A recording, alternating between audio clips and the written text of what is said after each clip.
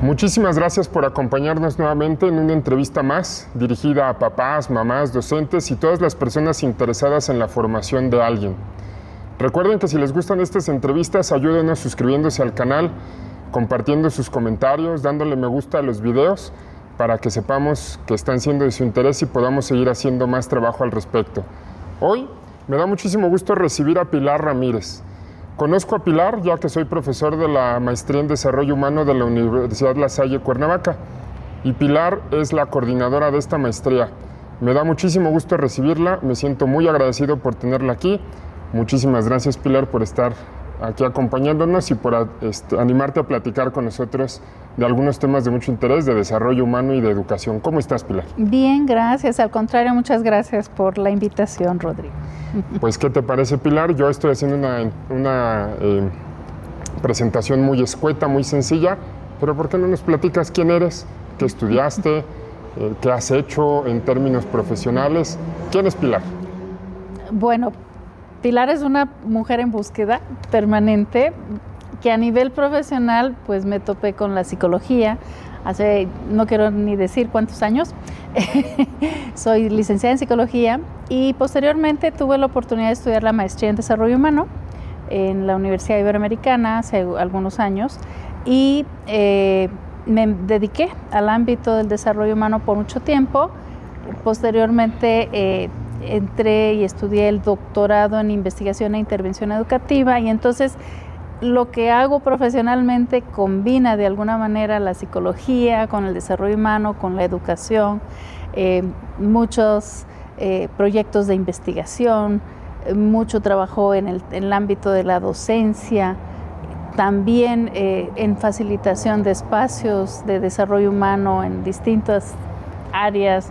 Entonces, un poquito de aquí, un poquito de allá, pero combinando las tres disciplinas que pues son mi pasión. Realmente las tres, no podría decir a qué me dedico. Ahorita soy coordinadora de la maestría en desarrollo humano, pero desde la psicología, desde la educación, aporto ahí lo que se puede. ¿Y cómo llegas a la Universidad La Salle? Buena pregunta. Fíjate que yo tenía muchos años de estar como en esta búsqueda de cómo ejercer mi profesión en el ámbito de social comunitario, pero educativo también, combinando lo social comunitario y lo educativo. Y empecé primero a nivel de docente, hace ya unos 5 años, y realmente me di cuenta que estar frente a grupo, la docencia, me llena, ¿no? Me apasiona poder apoyar, orientar, escuchar a los alumnos, programar estas actividades, estas clases para que hayan aprendizajes significativos y apoyando y aportando desde lo social comunitario. Creo que puede ser interesante porque muchas veces en lo educativo nos dedicamos solamente a transmitir pues nuevos conocimientos y la parte de hacer comunidad en educación creo que es uno de mis grandes retos y me lo ofreció la Universidad La Salle, me da esa oportunidad de poder coordinar académicamente la maestría, pero donde puedo aportar muchísimo, ¿no? Entonces estoy verdaderamente feliz y agradecida y disfrutándolo mucho. Además de estas clases, ¿has trabajado con algún otro nivel educativo? Sí, a nivel de licenciatura como docente también, en preparatoria, y por un periodo importante también estuve facilitando espacios de desarrollo humano en nivel básico, primaria, secundaria también, prepa también. Y hablando de desarrollo humano, dices que estudiaste psicología y he notado que siempre existe mucha confusión en cuál es la línea que divide a la psicología del desarrollo humano, realmente qué es el desarrollo humano. ¿Te parece si vamos empezando por allí? ¿Qué se entiende por desarrollo humano? ¿Qué es eso de desarrollo humano? Fíjate, te voy a explicar qué es qué es el desarrollo humano y después por qué la confusión entre psicología y desarrollo humano. Desarrollo humano va a tener distintas formas de comprenderse y de hecho esto lo dice el doctor Juan Lafarga, que fue el iniciador del desarrollo humano en México. Dice, hay diferentes maneras de concebirlo. Lo que sí está claro que unifica los diferentes conceptos o acepciones que hay al respecto es que nos fijamos en el potencial de la persona. El desarrollo humano está enfocado en desarrollar, justamente promover el crecimiento de las personas desde su potencial. En este sentido, sí parte de una escuela psicológica que es la psicología humanista específicamente, y ahí es donde empieza la confusión, quizás, ¿no? Entonces, más bien, ¿cuál sería la diferencia entre la psicología humanista y el desarrollo humano? Es porque se inició metiendo la psicología humanista como fundamento del desarrollo humano. Esto pasó al inicio, hace 50 años, en México. Sin embargo, nos fuimos dando cuenta también, yo me puedo incluir dentro del grupo de desarrollistas, que nos fuimos dando cuenta que las distintas disciplinas aportaban muchísimo. Y entonces abrir la mirada más allá del ámbito de la psicología fue parte de la historia del desarrollo humano en México.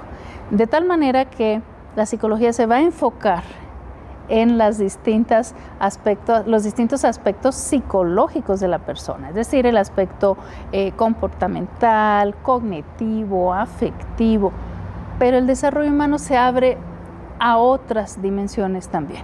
Concebimos al ser humano integral desde lo psicológico, con lo cognitivo, afectivo, conductual, pero también con lo relacional, o sea, esta parte de relaciones interpersonales, pero también desde la parte física, es decir, qué pasa con tu cuerpo, qué autoconcepto tienes, cómo cuidas tu físico, y también desde el ámbito espiritual. Esta dimensión que la psicología no siempre se atreve a tocar y que incluso puede ser hasta conflictivo, ¿no? Que un psicólogo diga, es que tu espiritualidad, no, pues es que no es su ámbito propiamente del psicólogo. Sin embargo, del desarrollo humano sí, concebimos al ser humano desde estas 4 dimensiones: la biológica, la psicológica, la social y la espiritual.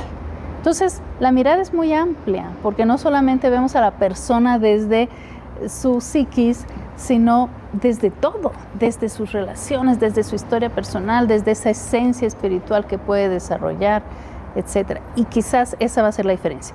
Acompañamos también desde una visión de un ser humano integral con un potencial positivo, no desde una mirada de cómo te voy a terapiar, cómo te voy a sanar o qué patología tienes, sino desde esta parte más bien de acompañamiento en tu potencial, ¿no? Si lo pudieras definir como herramientas que adquirimos al formarnos profesionalmente en algo, ¿tú qué herramientas crees que son las que desarrollamos cuando estudiamos algo referente al desarrollo humano?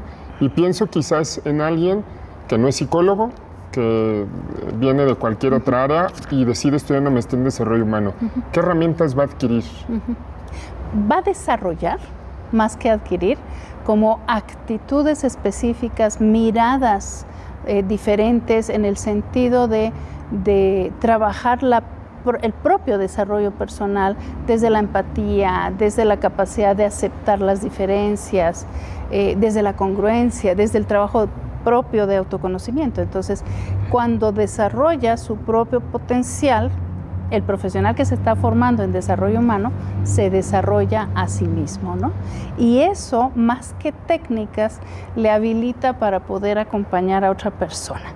Y obviamente hay técnicas también y herramientas específicas que nos puede brindar el desarrollo humano, pero en general más bien es tú habilítate como una persona que se está desarrollando permanentemente y con conciencia, con un nivel de conciencia amplio, y entonces puedes trabajar y acompañar procesos, ¿no?, de otros.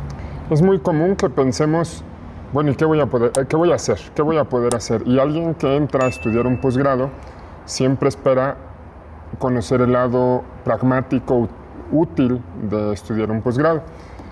¿Cuál es la respuesta a esa pregunta? Alguien que quiere estudiar desarrollo humano, ¿qué va a poder hacer con esa maestría? Ya me queda clara la parte del desarrollo personal, pero si lo ponemos en algo pragmático en su campo de trabajo, en su empresa, en su oficina, ¿para qué sirve estudiar desarrollo humano? Fíjate, en el ámbito laboral tú puedes ejercer como profesional de desarrollo humano en distintas áreas. Obviamente tienes el ámbito, en el área de la clínica, tú puedes acompañar procesos de desarrollo, no como psicoterapia, no te facilita el ser psicoterapeuta, esa es otra especialidad, pero sí puedes acompañar procesos de desarrollo humano a nivel personal, familiar, de pareja. Puedes también en el ámbito educativo trabajar tu profesión en asesorías, consultorías, incluso dentro de las escuelas como promotor del desarrollo humano educativo, con este enfoque en la mirada en el alumno. El estudiante es el centro de nuestra mirada. Clínico, educativo, por supuesto en el ámbito social comunitario hay un trabajo muy importante que se puede llegar a hacer facilitando estos procesos grupales donde se puede ejercer la participación, la autonomía, el desarrollo mismo comunitario a nivel organizacional, empresarial, consultorías, por supuesto, a nivel de empresas e instituciones, donde se pueda promover capacitaciones, liderazgo.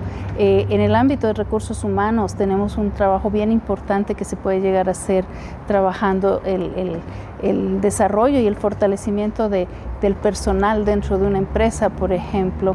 En el ámbito de la espiritualidad, favoreciendo procesos de desarrollo espiritual. Es decir, de verdad es hay opciones múltiples a nivel laboral, dependiendo ahora sí de la especialidad, de la vocación que puedas empezar a practicar, ¿no? Clínico, educativo, laboral, espiritual, organizacional, comunitario, incluso a nivel de ejercer un papel importante en políticas públicas. Hay profesionales del desarrollo humano que se dedican hoy en día en el trabajo de las políticas públicas a nivel nacional, ¿no? Por ejemplo. Me interesa entrar en el tema educativo, pero antes quisiera así como hacer un previo, porque tú eres psicóloga, yo soy psicólogo y quizás hay un camino natural de complemento de estudiar desarrollo humano, pero quienes no son psicólogos he visto que de pronto les cuesta un poco de trabajo entender cuáles son las limitaciones cuando ya se empiezan a abordar con una persona temas delicados a nivel emocional, a nivel personal. ¿Qué le dirías? Porque quizás nos van a estar viendo personas que están estudiando o estudiaron algún posgrado en desarrollo humano. ¿Cuál es ese límite o cómo se identifica el límite para saber que hasta allí ya no es mi especialización? Exacto. Y lo tengo que referir a un profesional de la salud? Súper importante lo que dices, porque nos tiene que quedar claro que no somos psicoterapeutas solo por ser profesionales en el desarrollo humano, no. Nosotros nos formamos como facilitadores y acompañantes de procesos de desarrollo humano. Podemos hacer investigaciones, podemos apoyar en capacitaciones, en intervenciones, por supuesto, psicoeducativas, igual y sí. Pero el límite está en el momento, yo creo que cuando el profesional en desarrollo humano mismo se da cuenta de que no es lo suyo, de que no es su terreno. Por ejemplo, si acompañamos personas que tienen dificultades, que van más allá de mi experiencia y mi expertise, definitivamente tenemos que remitir, ¿no? Cuando encontramos casos psicopatológicos, o sea, si no está en mis manos, así como los psicólogos mismos podemos referir a nivel psiquiátrico cuando sentimos que se sale de nuestro campo, el desarrollista humano tendría que poder remitir cuando siente que esto como que no es solamente un acompañamiento del potencial, no es como que voy a facilitar un trabajo de autoconocimiento y desarrollo personal, sino que hay trabajo de acompañamiento psicoterapéutico. Ese es el límite, definitivamente es el límite, y pretender acompañar procesos porque tengo una maestría en desarrollo humano donde no corresponde, creo que éticamente, pues por supuesto que es el límite, ¿no? En el enfoque humanista se acepta la individualidad como concepto, pero no el individualismo. Así es. Dentro del desarrollo humano, ¿cómo se entienden las relaciones humanas y cuál es la importancia en mi desarrollo, la relación que tengo con otros para mi desarrollo? Ok, fíjate, dentro del desarrollo humano se concibe el desarrollo personal, súper importante, ¿no? Porque empiezo conmigo, mi autoconocimiento, mi trabajo personal, cuál es mi sentido de vida. Si yo trabajo lo mío, entonces puedo existir. Si yo tengo un sentido, puedo salir de lo que soy y contactarte a ti, ¿no? Las personas que tienen buenas relaciones interpersonales y pueden trabajar en equipo y pueden apoyar a otros o pueden ejercer su propio liderazgo es porque han trabajado primero en sí mismos. Como que hacer esa diferencia, ambas son importantes, yo con yo contigo, el concepto también del nosotros como comunidad, ¿no? Y obviamente como parte de este planeta, de este mundo, más allá de mi comunidad más cercana, presencial, íntima, con la que me puedo relacionar, ¿no? Entonces sí es como la mirada en distintos niveles o, diría Ana María González Garza, en niveles de expansión de la conciencia, donde el yo tiene su lugar, el yo con yo, pero el yo con tú también, y el nosotros como parte del planeta y el planeta como parte del todo. O sea, de verdad es como ir ampliando esa conciencia y hay niveles y el yo con yo se vale. No desde el individualismo, como bien dijiste, pero desde esta conciencia de que puedo ser mejor persona, ¿no? En este enfoque se habla mucho de conexión y la importancia que tiene la conexión para lograr cantidad de cosas en cuanto al crecimiento. ¿Cómo entiendes o qué dirías que es la conexión y cuál es su importancia? Empezando a pensar incluso desde el niño y desde los jóvenes que están aprendiendo a relacionarse con otros. ¿Qué es la conexión? La conexión puede tener nuevamente como distintos niveles, ¿no? Primero me conecto conmigo, con mi propia esencia, y para eso sí tengo que tener el espacio de autoconocimiento, que me pueden brindar desde el hogar mismo o desde la escuela. Por supuesto, necesitas un espacio de reflexión personal. ¿Qué me pasa? Me cuestiono, ¿qué siento? ¿Qué me dice mi cuerpo? Toda esa conexión primero conmigo, como en ese nivel. Y obviamente la conexión interpersonal, que implica sí el desarrollo de habilidades sociales básicas desde pequeños y que se promueven o no desde el hogar. Ajá. Y en la escuela, por supuesto, facilitar esta interconexión, esta intersubjetividad donde podemos aprender del otro, intercambiar sabidurías. Esto es algo más que necesario, ¿no? Y en todos los niveles. Ahora sí que desde infantes hasta jóvenes, adultos, ya no digamos, el saber escucharnos, el saber comprendernos, el poder expresar asertivamente lo que yo pienso y siento, hace que podamos conectar, ¿no? En función de la sociedad actual y de las características que hoy tú ves en la población, ¿cuáles crees que son los retos más fuertes en esta línea de conectar con otros? Porque tenemos redes sociales y todo donde supuestamente hay mucha conexión, pero no sé si sea tan real o no. ¿Tú cómo ves? ¿Cuáles son los retos? Me ha hecho a mí personalmente cuestionarme eso que me estás diciendo muchas veces, porque yo creo que a los que somos de estas generaciones ya pasaditos del siglo pasado, definitivamente tenemos que abrir la mirada a que hay diferentes formas de conexión y las redes sociales sí las son. En cierto nivel y de cierto estilo, los jóvenes se relacionan a través de las redes y hay que favorecerlos, permitirles y darles su lugar.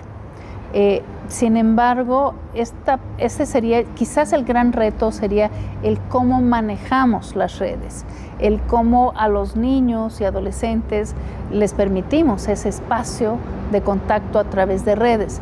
¿Se puede lograr mucho? Sí. Hay incluso relaciones de pareja que surgen sin conocerse física y presencialmente y pueden ser funcionales, ¿no? Y puede ser que... pero esta parte humana de contacto, de mirada, incluso energéticamente, el poder estar platicando aquí contigo, ¿no? Presencialmente tiene otro sentido a que si nos conectamos por Zoom en la camarita, igual le podemos platicar bien padre, pero no hay una parte como de conexión energética, podría decir yo, vibracional, no sé cómo llamarle, donde adquiere otro nivel. Y entonces, ¿qué pasa? Que los jóvenes, niños jóvenes y adultos también, que estamos pegados a los aparatos y al celular, nos cuesta mirar a los ojos al otro, porque lo estamos viendo a través de la pantalla. ¿Cuántas veces no hemos visto esa foto de una pareja en un café y ambos con su celular? Y a lo mejor están chateando entre ellos, ¿no? Y cuando tienen la posibilidad de mirarse a los ojos, cuando tienen la posibilidad de a lo mejor tocarse la mano o algo, es otro nivel de relación definitivamente. Y no es porque sea de la vieja escuela o del siglo pasado, pero definitivamente hay algo humano que nos da esta dimensión física corporal, ¿no? Ahora, con todo esto que estás diciendo ya más o menos me vas dando algunas pistas, pero ¿cómo dirías que aporta el desarrollo humano a la educación y a la formación de personas? No estoy pensando específicamente en una especialización en desarrollo humano, sino aprovechar lo que nos da el desarrollo humano para que un papá, una mamá, un profesor pueda adoptar eso y llevarlo para con sus hijos. Uh-huh.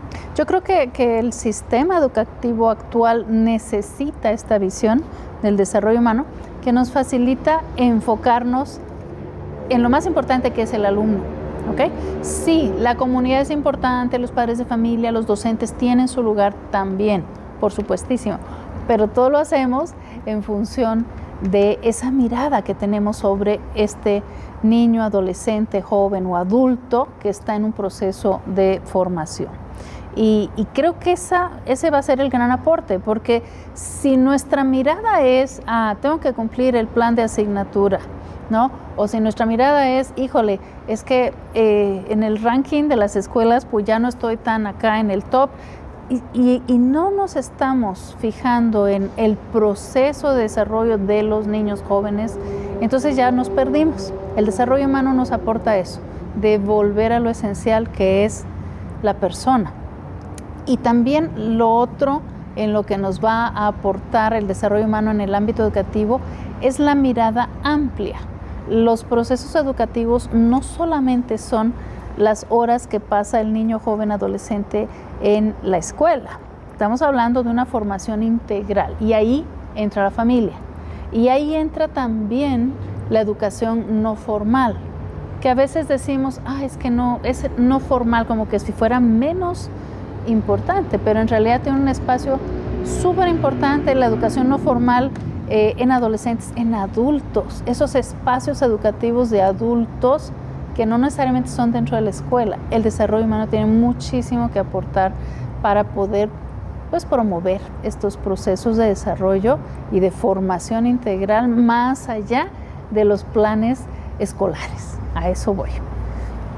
Hoy los programas y el modelo educativo que tenemos nos invita a desarrollar en niños y en jóvenes habilidades socioemocionales como el autoconocimiento, la empatía, la autorregulación emocional, etc. No hay recetas de cocina porque no es como un tema que se desarrolle con una actividad en el salón de clases. ¿Cuál es la mirada desde el desarrollo humano para poder desarrollar este tipo de habilidades? Sí, hay guías importantes que se han hecho a nivel de la SEP y de todo el material que se ha elaborado. Hay guías que pueden servir, ¿no? Pero yo los llamaría así como guías, ¿no? Si yo sigo el cuadernillo A, B, C, D, pues cumplo a lo mejor el objetivo de que llenaron su librito, pero no necesariamente trabajé su desarrollo personal. Nuevamente, el docente tiene que tener la mirada en él o los alumnos, en el grupo. Y si esta actividad me parece interesante, pero la puedo modificar y aplicar de una manera creativa porque la situación de mi salón de clases en este momento es tal o cual, o me puedo adelantar un tema porque brincó una situación, una crisis, y no es porque voy a ir a ABC siguiendo la receta, pero porque en ese momento se requiere de otra, o que no está en la guía, o que se me ocurrió, o que lo dialogué con mis compañeros de trabajo, con otros docentes en otros salones. Entonces, es tener la creatividad, el docente sí tiene que tener la creatividad, la visión, la mirada amplia, la capacidad como de romper esquemas. Sí podemos basarnos en teorías, en técnicas y en guías, pero el papel que tiene el docente, la docente, es fundamental para hacer que esto tenga un efecto importante, se mueva, que no sea efectivamente como si fuera una receta. Ahora vamos a desarrollar el autoconocimiento. Ejercicio 1, 2, 3. No funciona así.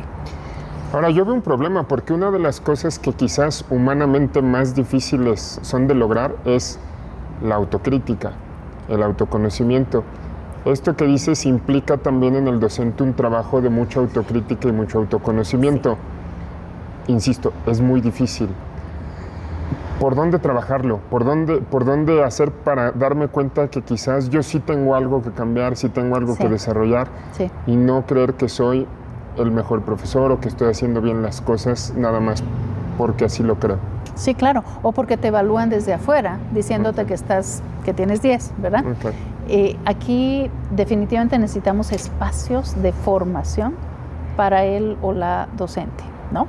En estos espacios donde se faciliten programas de autoconocimiento, de trabajo, de autoaceptación también, de trabajo en equipo, súper importante. No somos nosotros contra el mundo frente a un grupo de clases. Definitivamente somos grupos, somos equipo, podemos hacer sinergia y entonces confiar también en la institución, en el equipo con el que trabajo. Pero yo diría que la clave va a estar en estos espacios que favorecen el desarrollo, el autoconocimiento y el desarrollo del potencial de cada uno de los maestros, ¿no? Uno de los conceptos que se usa mucho en el enfoque humanista es el aprendizaje significativo. Sí. ¿Qué es un aprendizaje significativo? Desde la mirada del desarrollo humano, el aprendizaje significativo implica basarte en tus conocimientos previos para poder interactuar con los nuevos aprendizajes, con los conocimientos y la información que se va adquiriendo y poder de una manera crítica resolver las cosas. El aprendizaje significativo no se queda a nivel teórico, sino que te ayuda a dar pasos en tu propio desarrollo, en resolver problemas que están sucediendo y en ese sentido es un aprendizaje práctico, como yo pudiera decirlo, como esos 20 que te van cayendo mientras vas estudiando, pero que son más allá de las cosas que puedes encontrar en los libros, sino que verdaderamente te hicieron sentido. Y si te hacen sentido es porque los llevaste a la práctica y te ayudaron a resolver cosas en ti, para tu entorno, para resolver los conflictos que estaban inminentes para la realidad, ¿no? Entonces es un poco el sentido del aprendizaje significativo es ese, que puedas utilizarlo, que no sea solamente información que se va acumulando en tu cerebro, ¿no? Visto desde el punto de vista individual, me queda claro el aprendizaje, pero ¿podemos lograr aprendizajes significativos en un salón de clases, en una actividad con niños? ¿Se puede? ¿Y de qué manera puedo trabajar para intentar llegar a esos aprendizajes? Fíjate, es que los aprendizajes, nuevamente tenemos niveles, ¿no?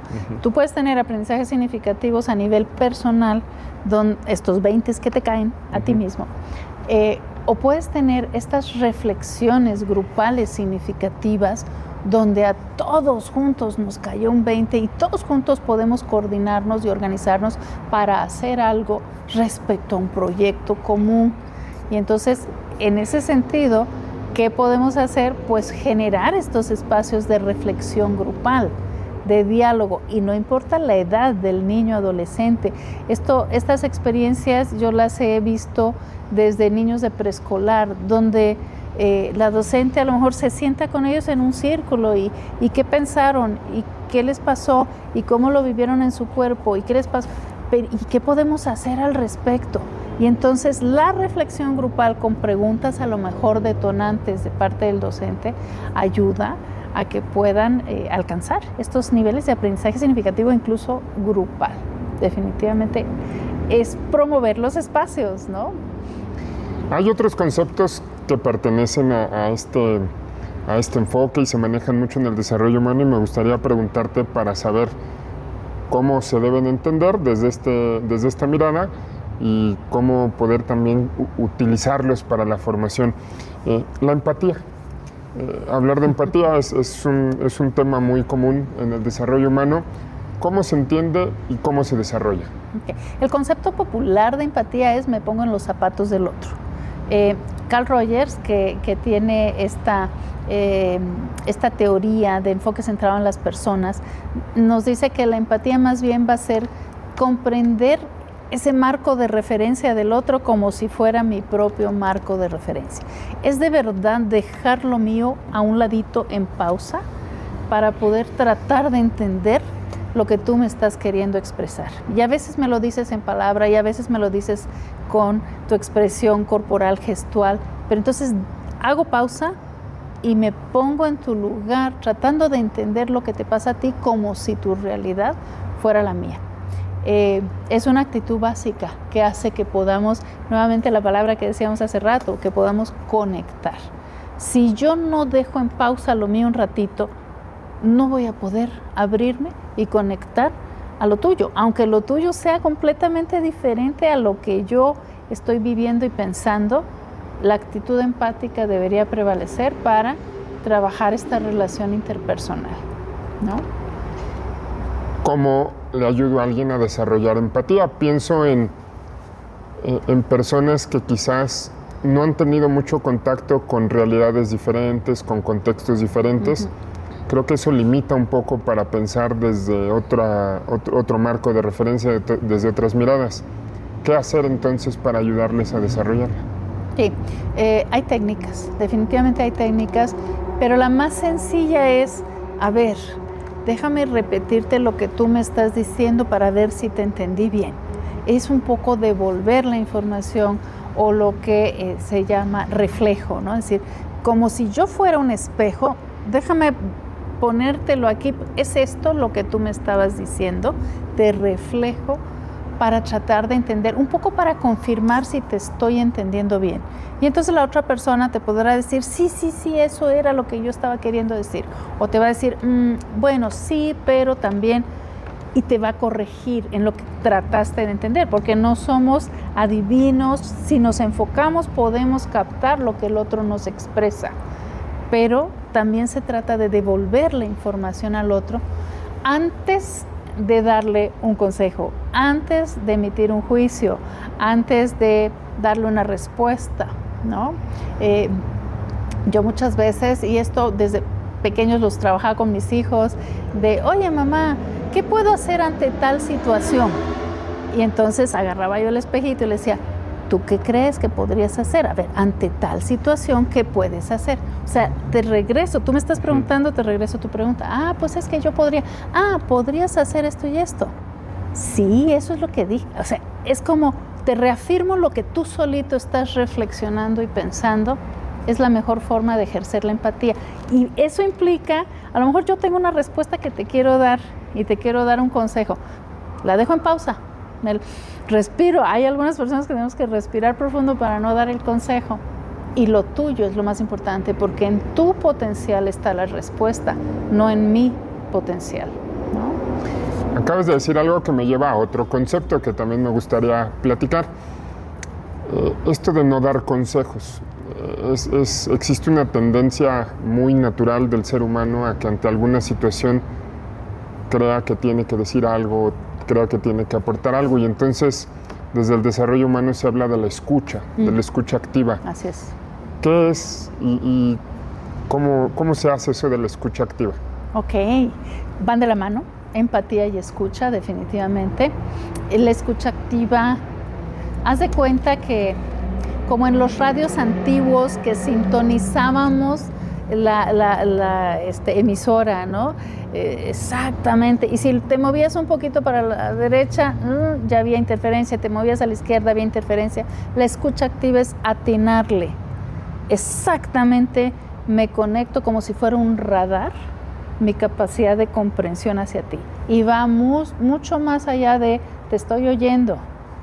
Verdaderamente te escucho cuando me olvidé de mis ruidos o los ruidos externos, porque a veces la escucha activa se interrumpe por el ruido del tráfico, por el ruido de la persona que pasó, porque sonó mi celular, y me olvido de todo y estoy contigo. Esa es la escucha activa y te comprendo, trato de entender exactamente lo que me estás diciendo. Es eso. Un concepto más también relacionado con esto que nos dices, que yo no sé si sea medio utópico o si sea real, la aceptación incondicional, porque es muy complicado, ¿no? Todo lo que implica. ¿A qué se referían Rogers cuando hablaba de la aceptación incondicional? Que decía Rogers que era una de las actitudes básicas, ¿no? Que tenemos que desarrollar para que las personas crezcan, tanto al que se le escucha como a la propia persona. Y igual, y como bien tú dices, yo creo que es de las más complicadas, porque aceptar positiva e incondicionalmente al otro, porque así lo definió Rogers, es tratar de abrirte a las diferencias. Y nosotros estamos desde pequeños acostumbrados a que las cosas son así, y yo quiero que tú entres en mi esquema. Y si no entras en mi esquema, pues no, tache, no te acepto. Y el esquema puede ser discriminatorio en mucho sentido, porque yo tengo mi verdad, pero es mi verdad, y tú tienes la tuya, y se vale. Y el otro tiene la suya.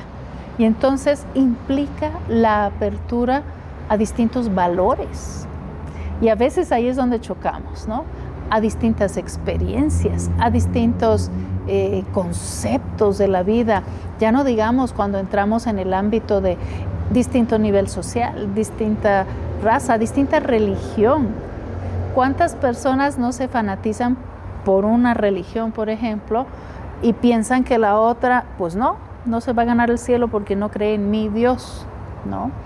Y tener esta capacidad de aceptación positiva implica abrirte a la posibilidad de que igual y el otro Dios también es válido, ¿no? Su propia creencia, su experiencia. Y de las cosas básicas que implica es, por supuesto, la no discriminación, ¿no? No te discrimino porque no seas de mi código postal, no te discrimino porque no seas de mi color de piel o porque no estudiaste en tal lugar igual que yo.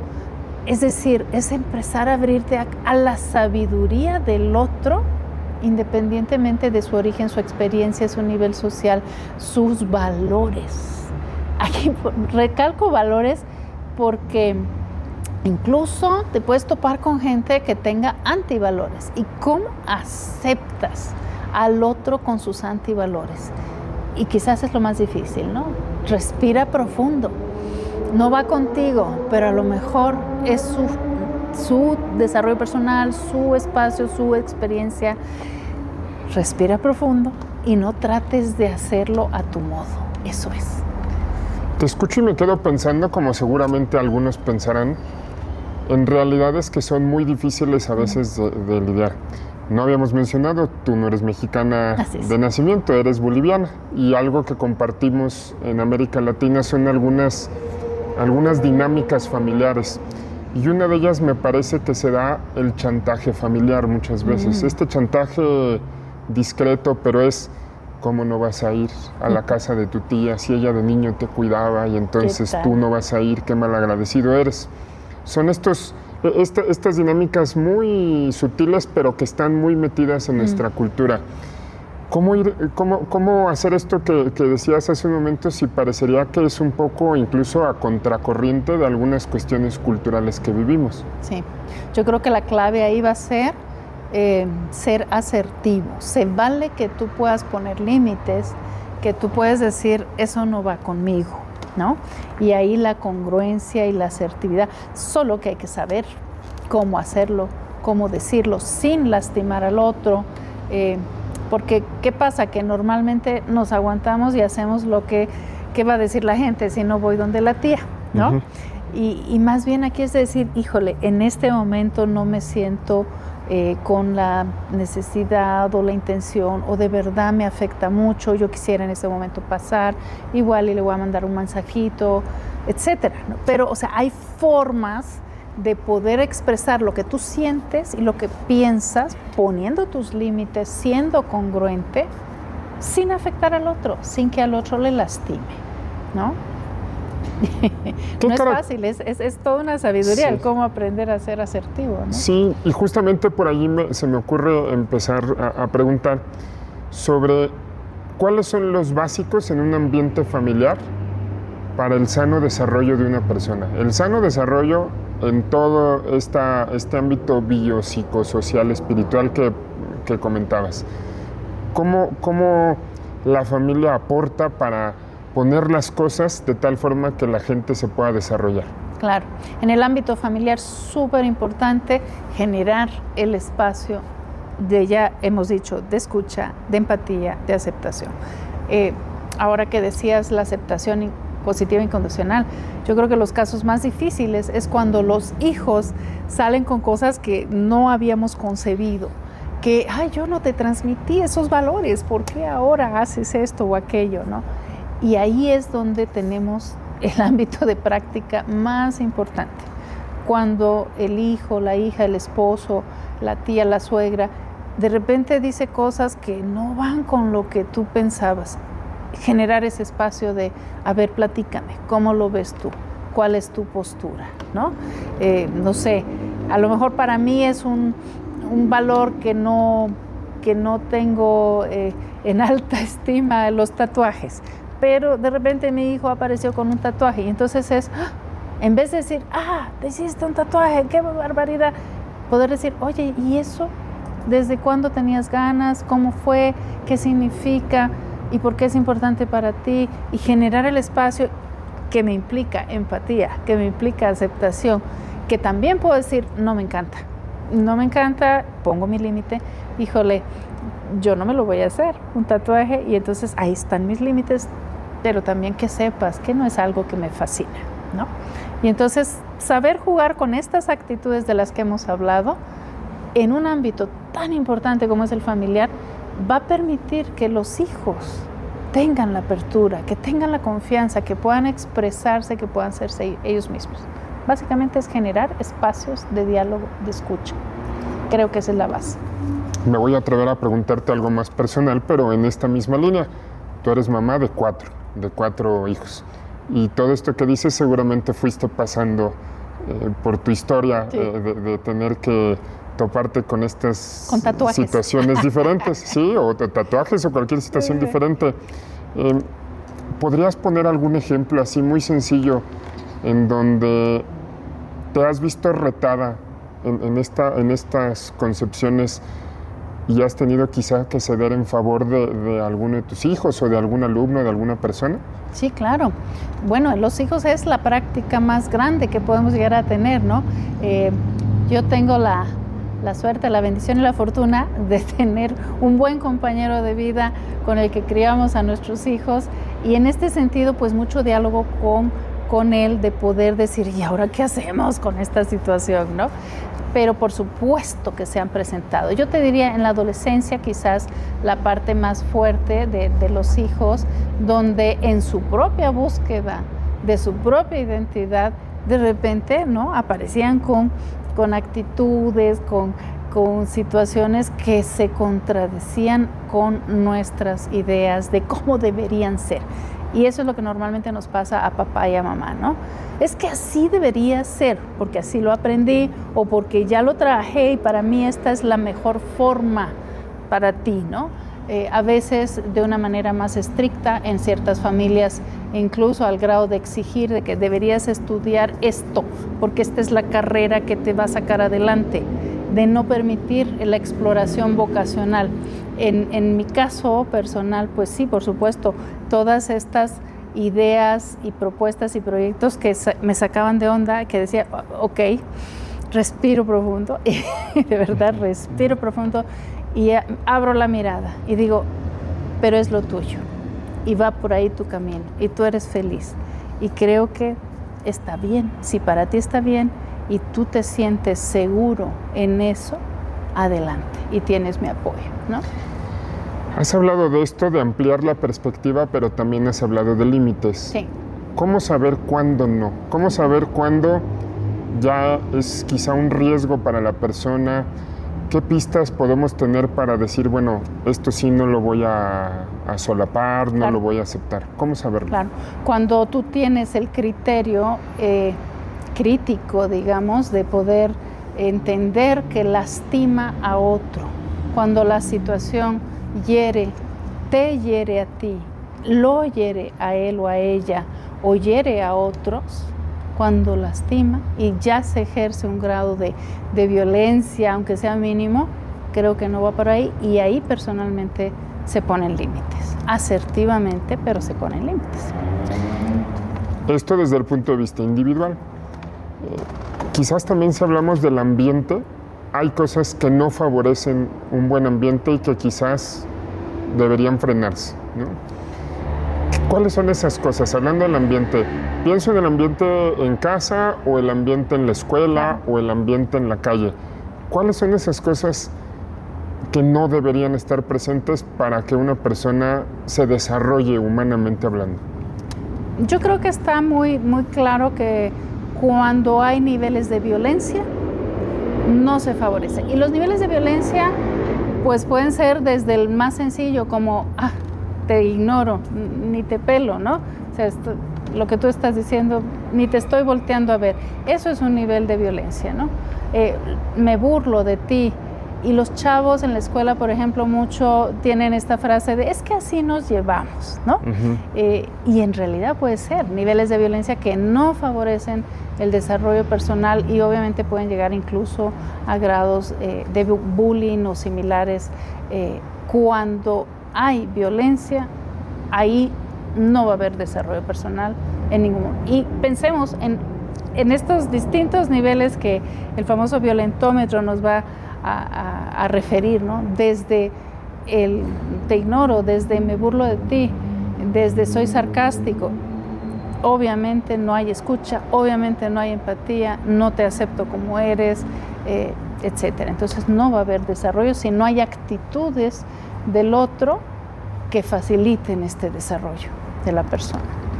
Ahora, aunque yo logre en la familia un ambiente saludable, aunque en la escuela hagan un trabajo, finalmente el mundo tiene sus retos, ¿no? En el mundo hay violencia.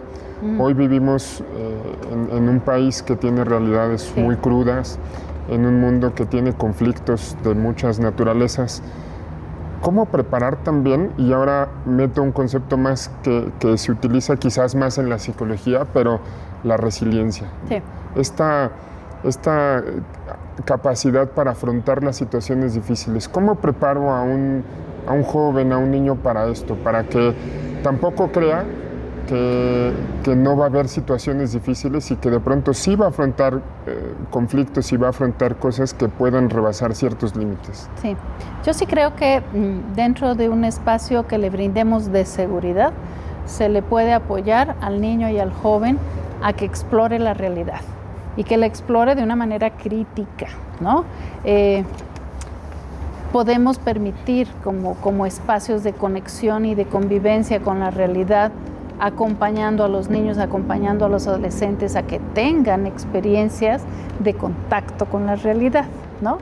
Desde actividades tan sencillas como, mira, vamos al asilo a ver qué podemos hacer por las personas, los adultos mayores que están ahí y llevaremos esto. Y más allá de la actividad o el acto caritativo, que contacten. Ponte a platicar con el viejito a ver qué te dice y qué te enseña y que puedes rescatar de ese espacio de diálogo, no tanto de aquí le traje esta ropita, ¿no? Sino el verdadero contacto humano. Creo que les ayuda a entender lo que es la realidad a los jóvenes y a los niños.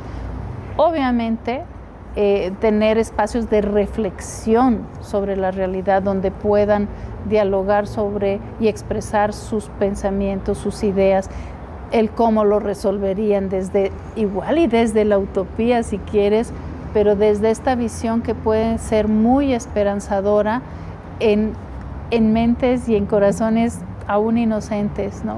Que puede ser muy valioso. Entonces, contacto con la realidad, espacios de reflexión, espacios seguros también, ¿no? ¿Qué tan importante es el modelaje? Me refiero a que vean que papá hace esto, que vean que mi mamá hace esto otro, que vean que el maestro no me lo deja de tarea, sino que es una actitud que él mismo pregona. ¿Qué 100%, tan importante es? 100%, la congruencia es básica. Yo no te puedo decir, no digas malas palabras y me escuchas por ahí diciendo cualquier cosa, ¿no? O la actitud de respeto, yo lo tengo que vivir y en ese sentido puedes voltearme a ver y decir, y como pasa en muchos niños y jóvenes que igual y décadas después te van a señalar y te van a decir, es que tú fuiste mi maestra y ya aprendí de ti tal y tal cosa. Y normalmente lo que te van a decir es, aprendí de ti como persona. No me enseñaste tal o cual materia y aprendí tales asignaturas y conocimientos, sino aprendí de tu persona, ¿no? Y si tú te pones a pensar, ¿qué maestro dejó huella en mí? Pues por supuesto que te vas a traer a tu mente estos personajes que calaron por su forma de ser, porque fueron modelos, y no tanto por las asignaturas que te enseñaron, ¿no? Si se habla de aprendizajes significativos, entonces ¿podemos hablar de personas significativas? Definitivamente. Esos modelos que inspiran y que pueden ser muy cercanos, ¿no?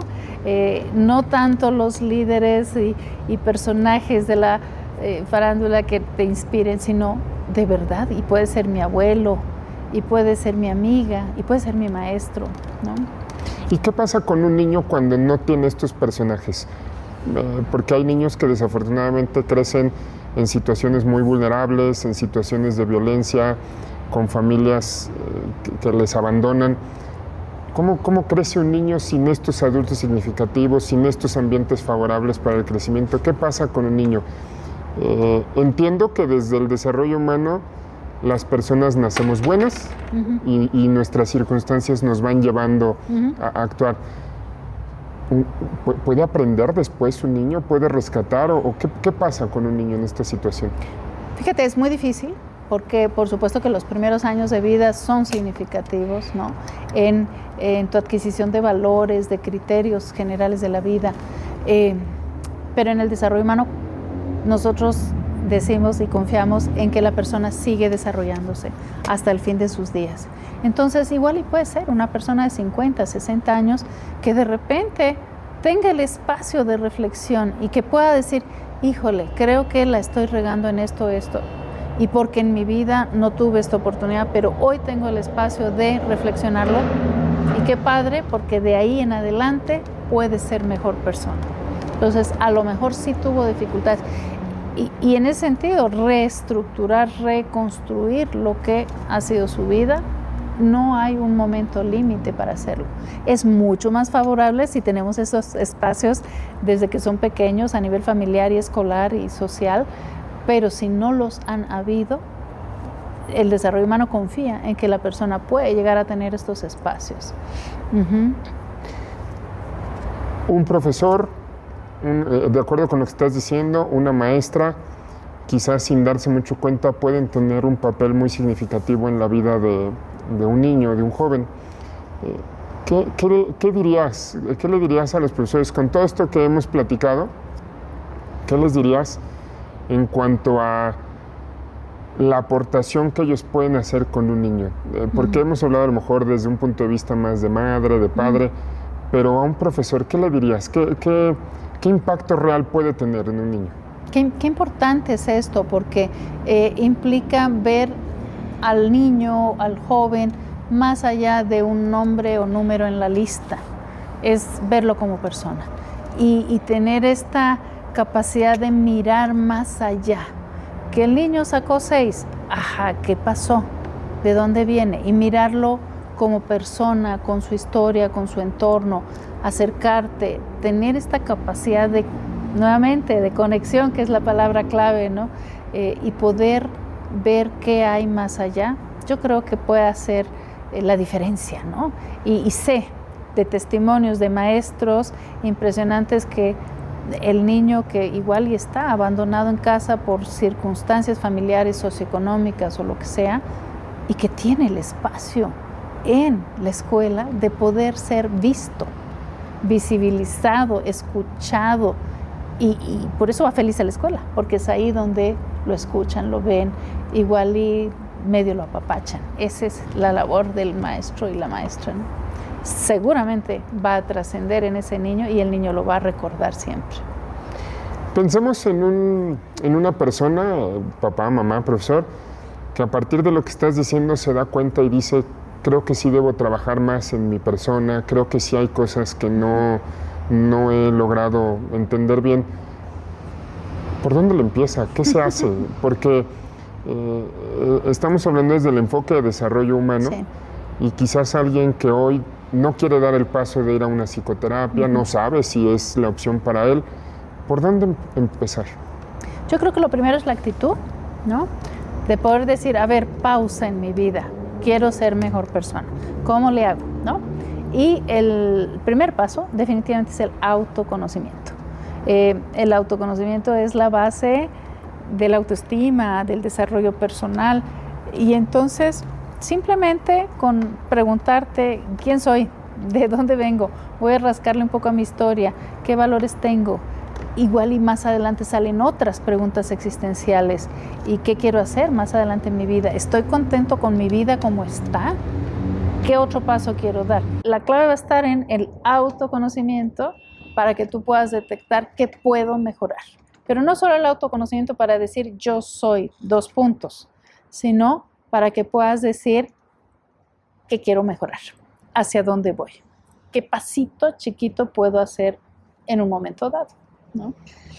Y si quien está escuchando se siente abrumado porque dices que son muchas cosas y no sé, y yo finalmente lo que quiero es que esta niña, este joven crezcan y sean personas de bien, ¿qué les dirías? Empieza por ti. Empieza por ti. Nosotros como adultos tenemos la gran responsabilidad, seamos padres, madres, maestros, acompañantes de cualquier ámbito, tenemos que empezar por nosotros. Si yo desarrollo mi potencial, si yo trabajo mi propio autoconocimiento, entonces voy a poder abrirme al trabajo con el otro, acompañar y apoyar y aceptar el desarrollo del otro. Pero empiezo por mí. Parece que la pregunta que te voy a hacer es muy obvia, pero no quiero dejarla de lado. ¿Terminas algún día de desarrollarte como persona? Claro que no. Y ese es el chiste, ¿no? O sea, todo el tiempo estarte revisando. El que diga, ya la hice, y bueno, pues tendrá 100 años, ¿no? Pero definitivamente siempre vas a tener la oportunidad de trabajar tu propio desarrollo humano. Yo hace unos días cerré un diplomado de Enneagrama y Desarrollo Humano que trabajamos hace muchos años, y una de mis alumnas fue mi mamá, de 82 años, ¿no? Y cuando yo la veo que estudia y que se pregunta, híjole, ¿y quién soy? ¿Y qué puedo hacer por ser mejor persona? Y empieza a ver un proyecto de vida personal a sus 82 años, y digo yo, pues es que esa es la seña de que siempre podemos preguntarnos quién soy, hacia dónde voy, qué más puedo hacer, cómo puedo vivir de una manera más plena, más consciente, más expandida, más desarrollada. O sea, siempre, y de verdad que lo acabo de confirmar con mi mamá, que ya es de la tercera edad, ¿no? Justamente mi pregunta iba en esa línea, porque quizás alguien escuche y pueda pensar en, ¿yo ya para qué? Ya mis hijos ya crecieron, ya se fueron, ¿yo ya para qué hablar de estas cosas? Y pienso en una persona de 70, 80, 90 años. Si en ningún momento se deja de desarrollar, ¿en cualquier momento se puede empezar a trabajar en esto que hemos hablado hoy? Por supuesto. Y la pregunta básica siempre va a ser primero la mirada hacia adentro, de decir, ¿yo quién soy? ¿Y ahora quién soy? ¿Y ahora qué quiero? ¿Y hacia dónde voy? ¿Y cómo puedo ser mejor persona? Y a lo mejor hago un pequeño cambio en mi vida, o dos, y al día siguiente hago otro. Y eso va haciendo que expandas tu conciencia y seas mejor persona, para ti y para los demás, definitivamente, ¿no? ¿Qué le recomendarías a alguien que se interesó y quizás todavía no es momento para meterse a estudiar un posgrado en desarrollo humano, pero quiere empezar como a meter los pies en el agua y decir, a ver, me interesa y quiero saber un poco más? ¿Qué puede consultar? ¿A dónde se puede meter? ¿Qué puede ver para entender un poquito más o profundizar en esto? Pues ahora sí te voy a hacer el comercial. Definitivamente que se contacte con nosotros. Nosotros tenemos una serie de actividades que son abiertas y gratuitas. En la Universidad de La Salle Cuernavaca, desde la Maestría en Desarrollo Humano, promovemos muchísimas conferencias, eventos, jornadas, donde las personas que están en búsqueda pueden acercarse y explorarle. Y obviamente ahí mismo hay recomendaciones de personas que les pueden acompañar en sus procesos, libros, textos, lecturas a las que se puedan dirigir para profundizar si lo quieren hacer. Entonces es acércate. Ahora sí que como comercial, acércate a nosotros y ahí pues hay muchas posibilidades para ir explorando. Igual y todavía no quieres entrarle a la maestría, pero quieres entrarle a este ámbito. Adelante. Va a estar apareciendo aquí algún dato de contacto para que puedan saber cómo acercarse y que tengan algún correo, pero me gustaría aprovechar esto para también comentar algo.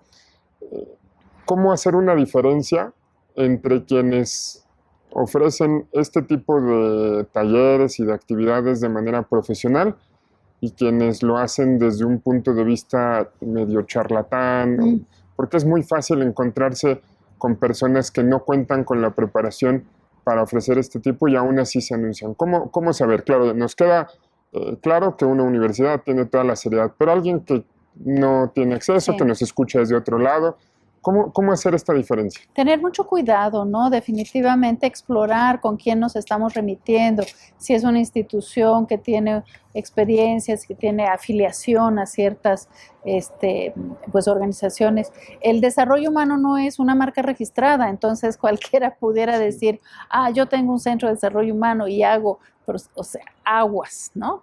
Aguas con estas instituciones y profesionales que pueden llegar a ser patito. Acercarse a estudiar bien con quién es, qué referencias, qué experiencia tienen, si es en el ámbito del estudio, pues ver un poco, ¿no? De dónde viene esta experiencia curricular, cuántos años tiene, quiénes dan clase, etcétera. Hay que revisarlo porque tú pones desarrollo humano en el Google y te aparece todo lo que tú quieras ver, dentro de lo serio y académicamente avalado y profesionalmente avalado, y también muchas otras personas que pueden llamarse como tal. Entonces, mucho cuidado, explórale bien. Pues yo te quiero agradecer muchísimo por haberte dado el tiempo de estar en este momento platicando de todo esto.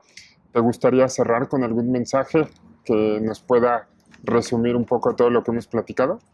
No sé si resumir, pero yo sí dejaría digamos, esta como frase básica del trabajo personal.